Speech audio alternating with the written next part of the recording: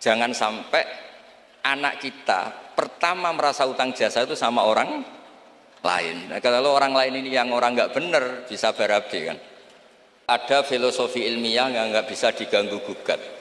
Ini harus kita camkan. Misalnya begini, al-insan abdul ihsan. Manusia itu pasti mudah diperbudak atau dikalahkan oleh kebaikan. Singkat cerita ada seorang kiai waroi zuhud, di rumah nggak ada TV, nggak ada HP, nggak ada motor. Saking inginnya anak itu nggak terkontaminasi TV, nggak terkontaminasi HP, juga nggak sering keluyuran ada motor. Tapi apa yang terjadi? Anaknya ini malah pertama punya HP atau memakai HP dipinjemin temannya. Kebetulan temannya itu tidak sholat. Pertama naik motor juga dipinjemin orangnya yang nggak sholat. Pertama tahu TV juga di tetangga, komunitas keluarga yang tidak sholat. Sehingga perasaan anak ini hanya punya utang jasa sama orang yang tidak sholat. Lama-lama kenangannya apa? Ternyata orang yang tidak sholat itu lebih manusiawi ketimbang yang sholat. Singkat cerita anak ini akhirnya nggak sholat. Ketika anaknya itu nggak sholat, orang tuanya itu coro jawan itu tobat, minta maaf sama bapak, sama saya. Era kiai saya minta. Karena melihat Mbah Maimun itu di rumahnya ya ada TV, bapak saya di rumah ada TV, juga ada motor.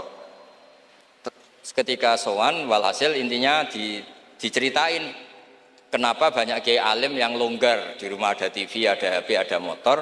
Ternyata karena jangan sampai anak kita pertama merasa utang jasa itu sama orang lain. Nah, kalau orang lain ini yang orang nggak benar bisa berabe kan.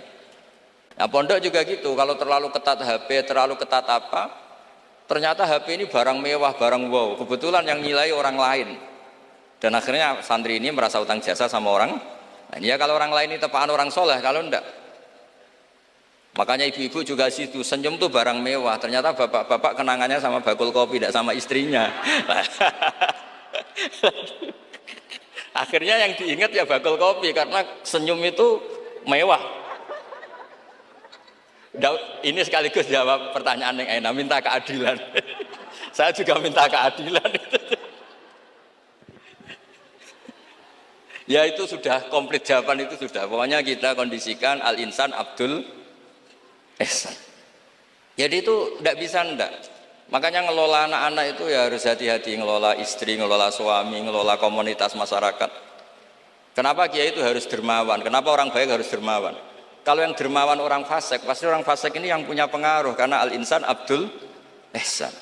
Makanya ini kembali lagi ke kitab Ar-Risalah tadi. Saya berkali-kali kalau ngaji bilang, tasodaku walau bitol koti wajin. Kamu disuruh sodako meskipun senyum. Senyum itu dalam fikih formal dikatakan sunat. Tapi dalam konteks sudah kompetisi, itu bisa wajib. Di rumah nggak pernah ada senyum, di warung kopi ada senyum terus. Kira-kira menang mana? Sama, ketemu preman disuguhi kopi senyum, sowan kiai diamu itok. Akhirnya masyarakat mau ke preman karena di sini lebih dimanusiakan ketimbang kalau sowan kiai dimarah-marahin tok. Akhirnya konsep Nabi Tolkoti Wajin tidak lagi kita katakan sunnah tapi wajib.